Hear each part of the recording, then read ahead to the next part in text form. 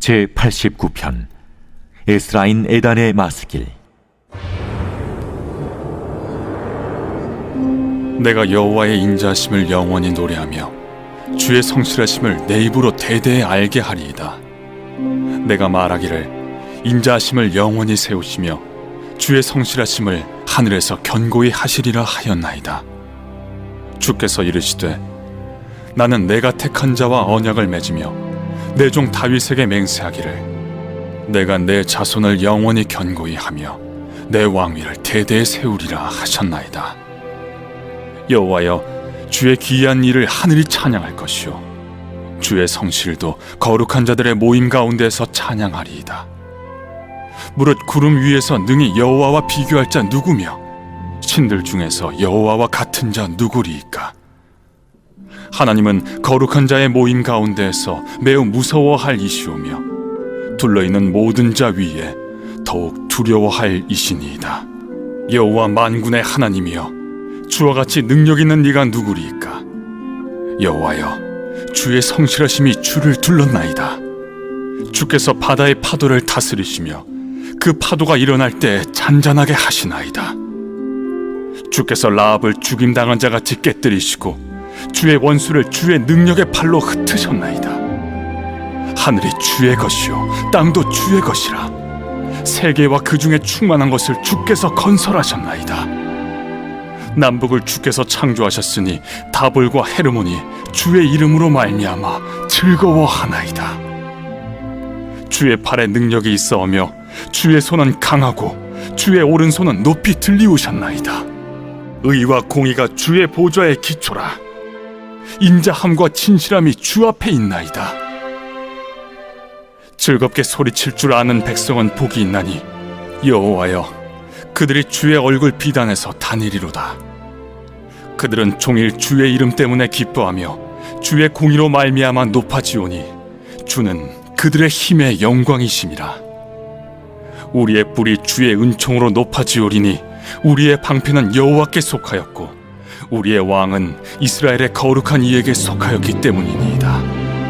그때 주께서 환상 중에 주의 성도들에게 말씀하여 이르시기를 내가 능력 있는 용사에게는 돕는 힘을 더하며 백성 중에서 택함 받은 자를 높였으되 내가 내 종 다윗을 찾아내어 나의 거룩한 기름을 그에게 부었도다. 내 손이 그와 함께하여 견고하게 하고 내 팔이 그를 힘이 있게 하리로다. 원수가 그에게서 강탈하지 못하며 악한 자가 그를 곤고하게 못하리로다. 내가 그의 앞에서 그 대적들을 박멸하며 그를 미워하는 자들을 치려니와 나의 성실함과 인자함이 그와 함께하리니 내 이름으로 말미암아 그의 뿔이 높아지리로다. 내가 또 그의 손을 바다 위에 놓으며 오른손을 강들 위에 놓으리니 그가 내게 부르기를 주는 나의 아버지시요 나의 하나님이시요 나의 구원의 바위시라 하리로다.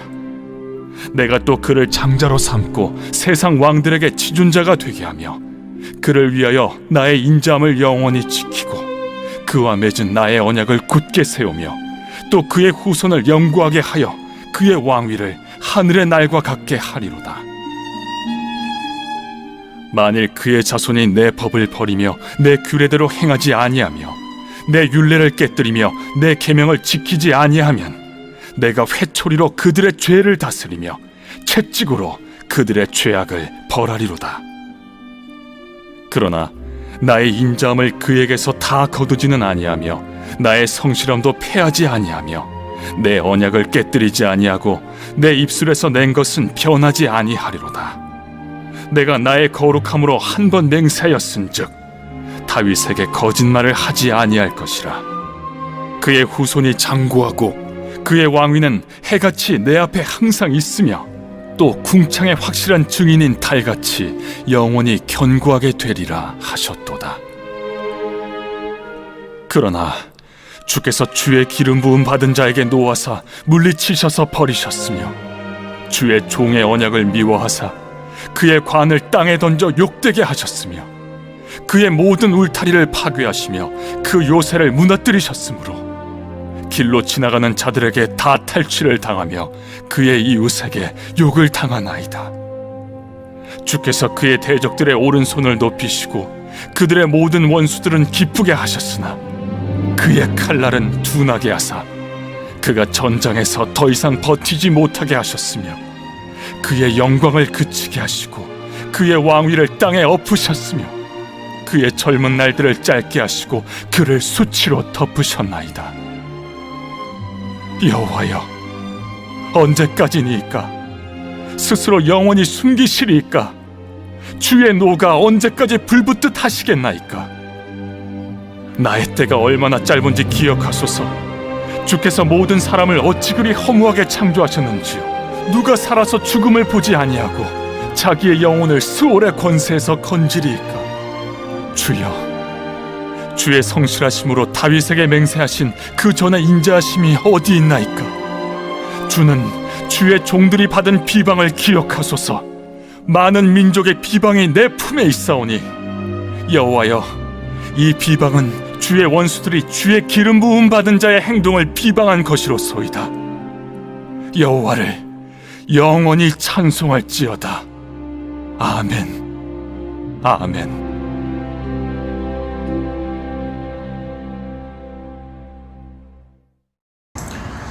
할렐루야. 오늘도 주님의 은혜가 우리 삶 가운데 또 바라고 원하는 소원 가운데 온전하길 존귀하신 예수님의 이름으로 축원합니다.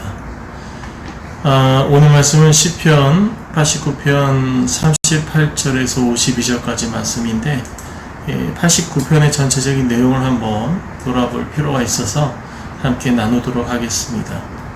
시편 89편은 남왕국 유다가 바벨론에 망한 후 다윗 왕조의 멸망을 슬퍼하면서 다윗 왕조의 회복을 위해서 기도한 탄식시로서 레위 지파의 찬양 인도자였던 에단, 그러니까 여두둔이라고 보통 하죠. 그 여두둔의 후손이 지은 것입니다. 우리가 함께 나눴던 88편처럼 하나님의 버리심에 대한 충격의 애통이 해결되지 않은 채 마무리된 것을 우리는 볼 수 있습니다. 그 이어서 이 89편이 바로 다윗 왕조의 멸망이 유다 백성들이 얼마나 큰 충격이었는지를 보여주는 그런 내용임을 우리는 볼 수 있다는 겁니다. 먼저 1절에서 18절까지는 하나님의 인자하심과 성실하심을 찬양하고 있습니다. 그리고 19절에서 37절까지 다윗과 언약을 맺으신 하나님을 찬양하고 있죠. 그리고 오늘 함께 나눌 38절에서 52절의 이 시는 하나님께서 다윗 왕조를 버리심에 대한 탄식과 기도를 다루고 있습니다. 먼저 38절 이후로 되어지는 이 시인의 물음이 있습니다. 왜 이스라엘 향해서 하나님께서 그렇게 진노하신 그 이유가 무엇인지를 묻고 있다는 거죠. 한 가정이 어려움을 당해도 견디기가 어려운데 하물며 나라를 잃고 다른 나라의 포로가 되어서 끌려가는 사람들의 심정이 너무나도 간절하다는 겁니다. 그러기에 시인은 이 절망적인 상황 속에서 하나님께 진노하신 그 까닭을 묻고 있습니다. 이스라엘의 원수들에게 힘을 주시고 이스라엘의 칼날을 무디게 하셔서 결국 그들이 이스라엘 원수들이 이스라엘을 완벽하게 정복 그리고 이렇게 포로를 끌어갈 수 있는 그 이유가 무엇인지를 묻고 있다는 거죠. 88편에서도 우리 함께 나누었지만 지금의 이 시도 사실은 소망이 끊어진 그런 심정으로 지금 하나님께 탄식하고 있다는 겁니다. 결국 이스라엘이 멸망하자 하나님의 뜻을 또 비록 그 하나님이 이스라엘 가운데 어떠한 신이신지를 알게 됩니다. 그래서 경건한 이스라엘 사람들은 절망과 고통의 삶을 가리켜 광야 학교라 부르기도 한다고 하죠.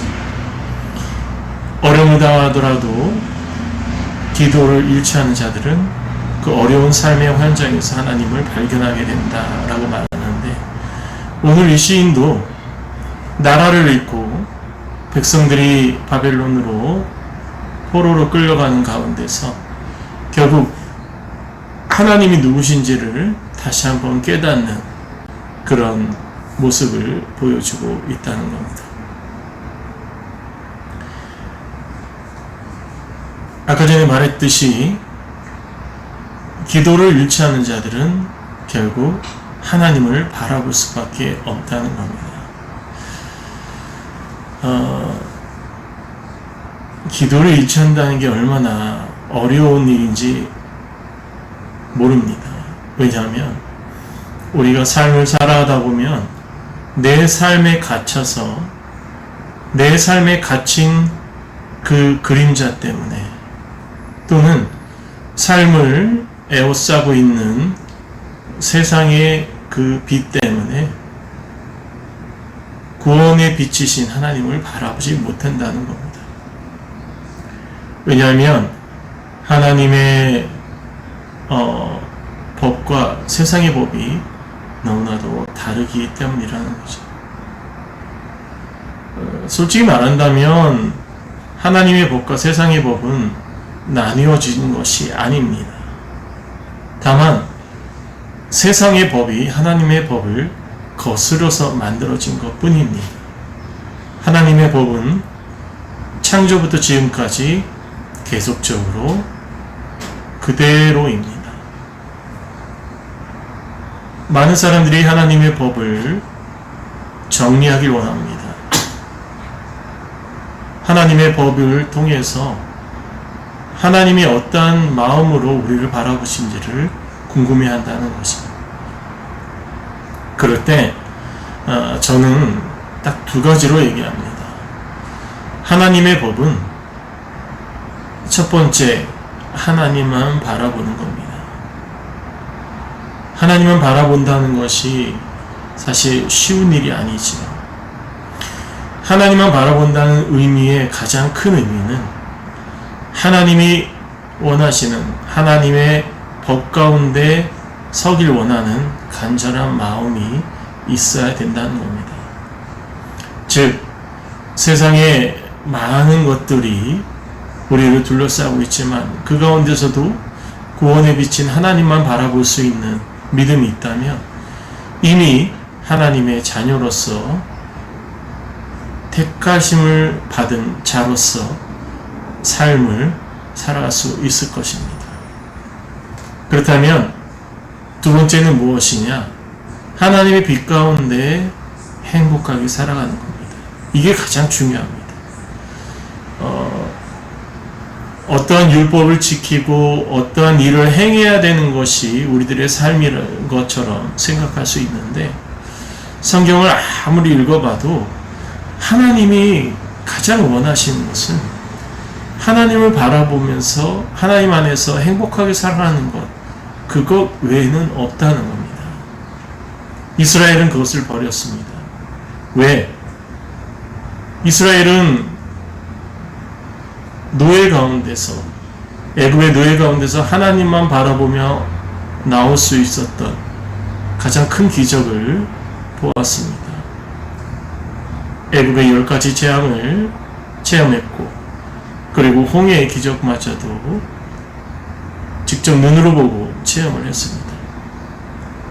그리고 광야에서 40년 동안 불기둥으로, 구름기둥으로 인도하신 하나님의 역사를 보았으며, 만나와 메추라기를 통해서 풍족하게 먹이신 하나님의 그 은혜를 체험하였습니다. 그럼에도 불구하고 그들은 하나님을 보지 못했다는 거죠. 그러다 보니 가나안에 들어가서 이방 신들을 바라보면서 화려한 그 모습 가운데 그들은 넋이 나가게 된 거죠. 그 이방신들을 계속적으로 섬기면서 그 가나안을 이끌었던 하나님의 그 역사를 간글히 무시하였던 거죠.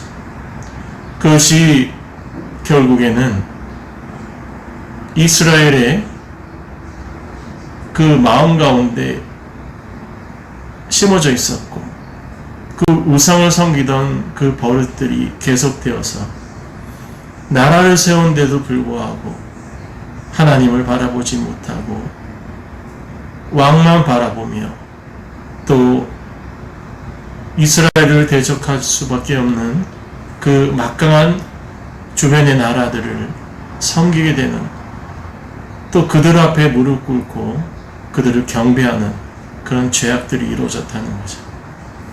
하나님은 그래서 진노하신 겁니다. 그래서 지금 이 시인이 간구하지만, 그러나 하나님이 바벨론으로 이들을 내칠 수밖에 없는 이유가 바로 하나님을 바라보지 못했기 때문이라는 것을 알려주고 있는 것입니다. 그럼에도 불구하고 그 가운데서도 하나님만 바라보며 기도하는 하나님의 백성들이 있었음을 오늘 시인은 이야기하고 있습니다.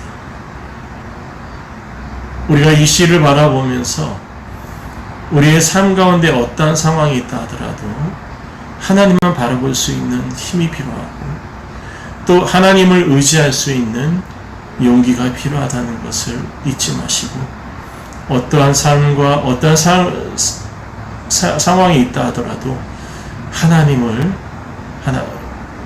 구원의 빛이신 그 하나님만 붙잡고 살아가는 주의 종이 되어야 될 것입니다. 함께 기도하겠습니다. 사랑과 은혜가 충만하신 하나님, 이스라엘의 멸망을 바라보며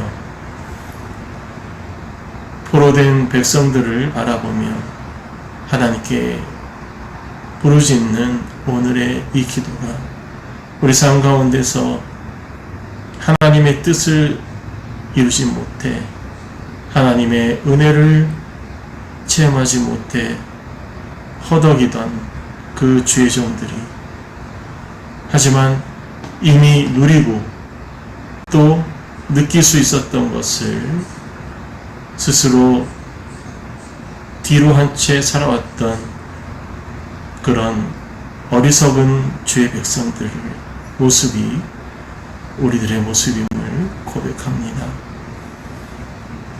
어떠한 그 무엇도 돌아보지 않게 하시고 그저 하나님의 뜻만 찾아 살아갈 수 있는 주의 종들이 되게 하여 주옵소서. 예수 그리스도 이름으로 기도합니다. 아멘.